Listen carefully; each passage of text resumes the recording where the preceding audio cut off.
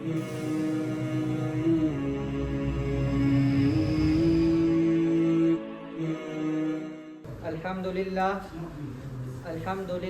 wa kafa wa salamun ala ibadihi alladhina istafa amma ba'd fa'udhu billahi minash shaytanir rajim bismillahir rahmanir rahim qala Allahu ta'ala وَمَا أَرْسَلْنَاكَ إِلَّا رَحْمَةً لِلْعَالَمِينَ سبحان ربك رب العزة عما يصفون وسلام على المرسلين والحمد لله رب العالمين اللهم صل على سيدنا محمد وعلى آل سيدنا محمد وبارك وسلم اللهم صل على سيدنا محمد وعلى آل سيدنا محمد وبارك وسلم اللهم صل على سيدنا محمد وعلى آل سيدنا محمد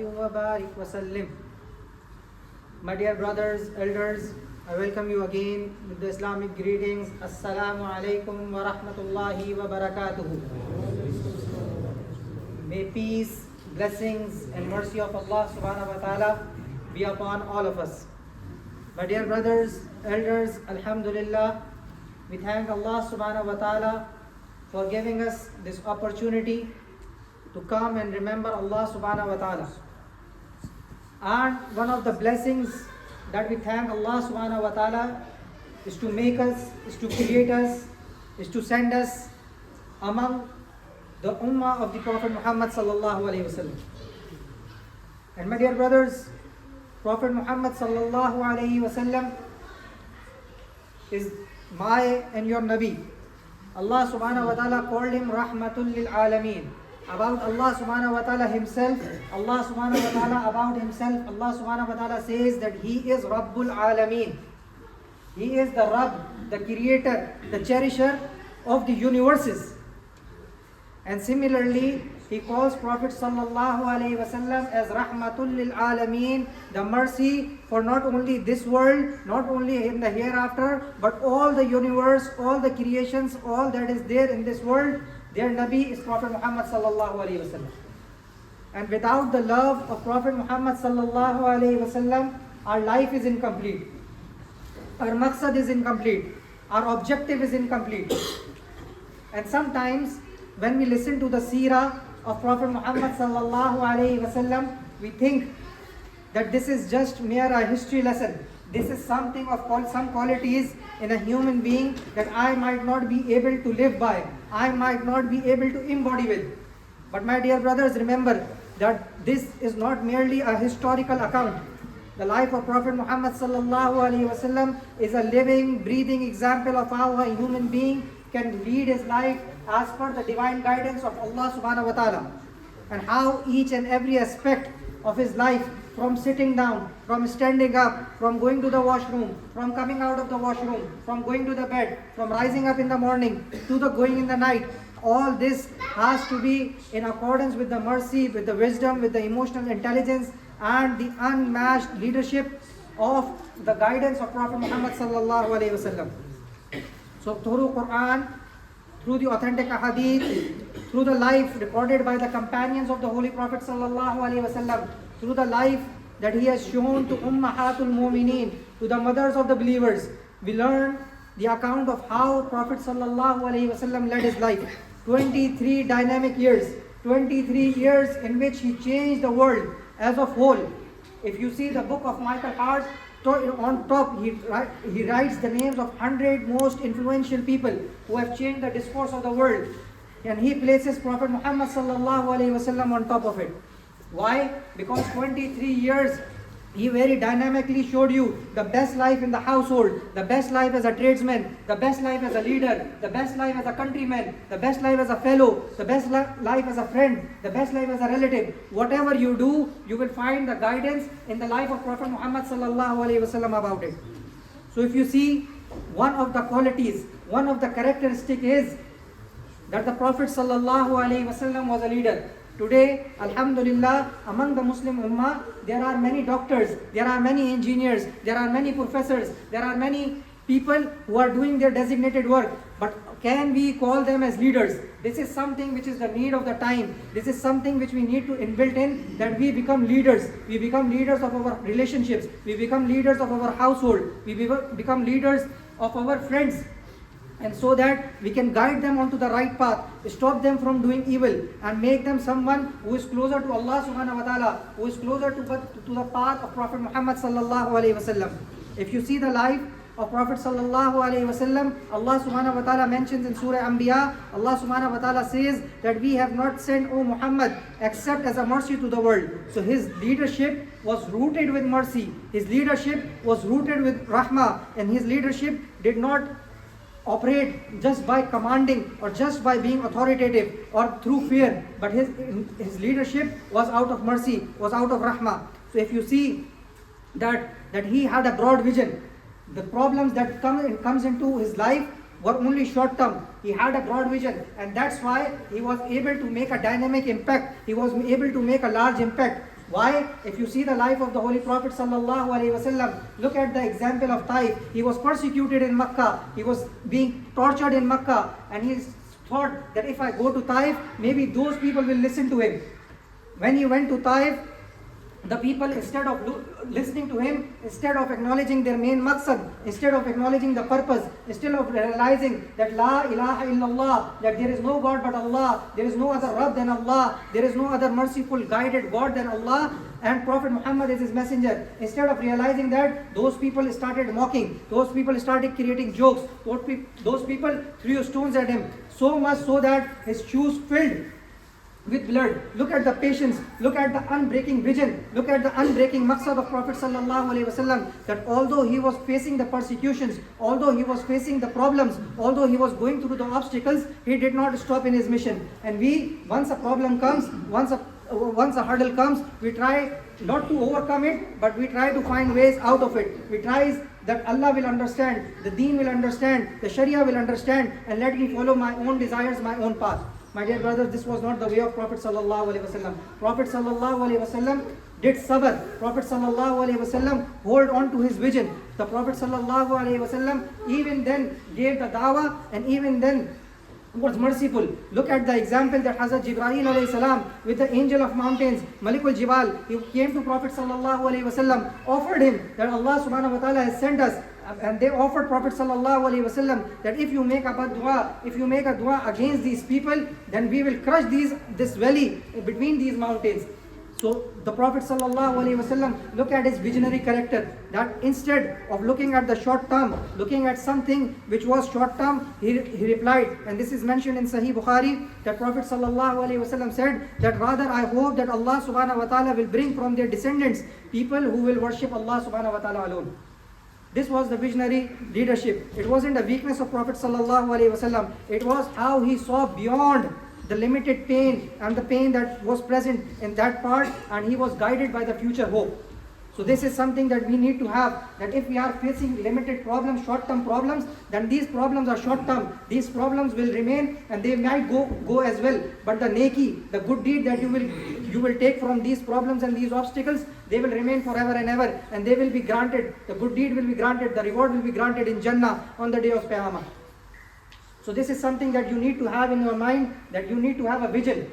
Any purpose needs to be drawn by the guidelines of Allah subhanahu wa ta'ala and by the commandments of Prophet Muhammad sallallahu alaihi wasallam.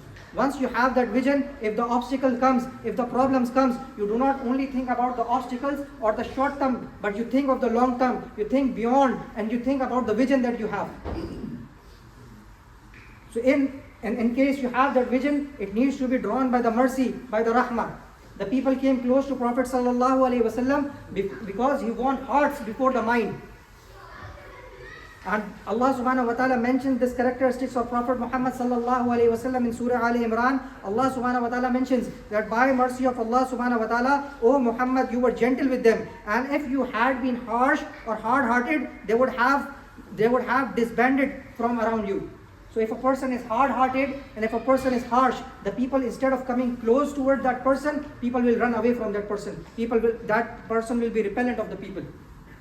If we want people to come close to us, so that they come close to Deen, so that they come close to Allah subhanahu wa ta'ala, they come close to Prophet Muhammad sallallahu alaihi wasallam. We need to have rahmah, we need to have mercy, we need to have God consciousness in our heart. This is something which is very important. The Prophet sallallahu alaihi wasallam understood it, that we need to have mercy, we need to forgive other people.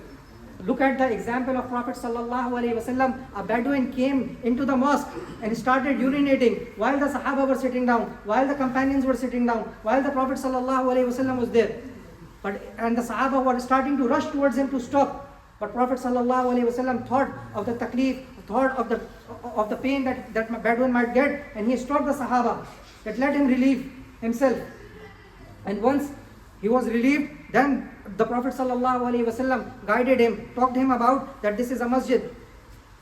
And then he told them that gently he advised him about the sanctity of the masjid. How much calm and how much patience that would need. Imagine if that would have happened with us, how much harsh we would have been. How much control and how much temper we would have been lost. But the Prophet ﷺ guidance was of rahmah, was of mercy, was of forgiving. And telling people, keeping their izzat-e-nafs, keeping their sanctity, keeping their izzah in mind, he told him the sanctity of the masjid. So this is something which we must understand. Then, if you see his leadership is guided through service and humility. You see the example that Ammi Aisha radiallahu ta'ala narrates, that she says, that Prophet sallallahu alaihi wasallam, he used to be in the service of the family. He used to mend his own clothes. He used to fill the pots with water. He used to do the housework with Ummahatul Mu'mineen. This is something we need to build in ourselves. Once we become married, we say that the household is the responsibility of the woman. Why is Prophet sallallahu alaihi wasallam helping his woman in the work of the household? Why? Because Prophet sallallahu alaihi wasallam wants to teach me and you that doing the housework, bending your own shoes, pressing your own clothes is no harm. It's something which is rewarded by Allah subhanahu wa ta'ala. It is something which is the sunnah of the Holy Prophet sallallahu alaihi wasallam, that you help your woman around the household work. Look at his example, that his example did not show only the authority. He worked with the Sahaba. Let me remind you of the example of the Battle of Trench, the Battle of Khandaq. In the time of Khandaq, the Holy Prophet sallallahu alaihi wasallam with the Sahaba went through the hunger, went through the pain. He did not let his Sahaba endure what he himself did not. He also endured along with the Sahaba the pain and the torture and the problems that he faced. And what was that? That they were hungry for so many days. A Sahabi, probably Hazrat Ali radiallahu anhu, he came to Prophet sallallahu alaihi wasallam and he showed his stomach. A stone was tied onto his stomach out of hunger, that he is not able to keep his back straight. The Prophet ﷺ lifted his cloth and showed 2 stones tied to his stomach. Why? Because he wanted to show this leadership with service and with humility. That whatever you are going through, I am also going through the same pain and same problem. But still, for the deen, for the sake of religion, for the sake of good deeds, I am enduring this pain so that the later generations, the vision was that the generations to come, the generations to Qiyamah, find an example in this, that they are of service and they are of ability and they are some people of character who stood among other people to work towards a common goal, to work towards a common objective. Look at his relationships with Ummahatul Mu'mineen. The Prophet ﷺ in a hadith mentions that the best of you are those who are best with their wives, and I am the best among you to my wives. He did not mention about the best is the person who prays a lot of salah, the lot of zakah, but he is saying that the person who has good akhlaq with his wives, the good akhlaq in his ahl, the good akhlaq within his house, he is the best person, and I am best, and the reason is that he is best to his wives. This was the example the Prophet ﷺ said. Imagine how much emotionally available he was, that he told Hazrat Aisha radiallahu anhu that I understand when you are upset and I understand when you are happy just from your tone, just from the way you ask me, just from the way you call me, I understand whether you are happy or not. So this is something that we need to build in ourselves, that we need to be emotionally mindful. We need to be emotionally mindful of the needs of our children, and we need to be emotionally mindful of the needs of our wives and our spouses. Look at how he transformed the Sahaba radiallahu anhu. Look at the example of Hazrat Umar ibn Khattab radiallahu anhu. He was an open enemy of Islam. He went to kill the Prophet sallallahu alaihi wasallam, but out of the mercy of Allah subhanahu wa ta'ala, through the ikhlaq, through the way of of the companions of his sister, he accepted Islam and he became one of the important leaders and greatest leaders who has ruled the Muslim world. If you see the example of Hazrat Khalid ibn Walid, before accepting Islam, he used to fight against Islam.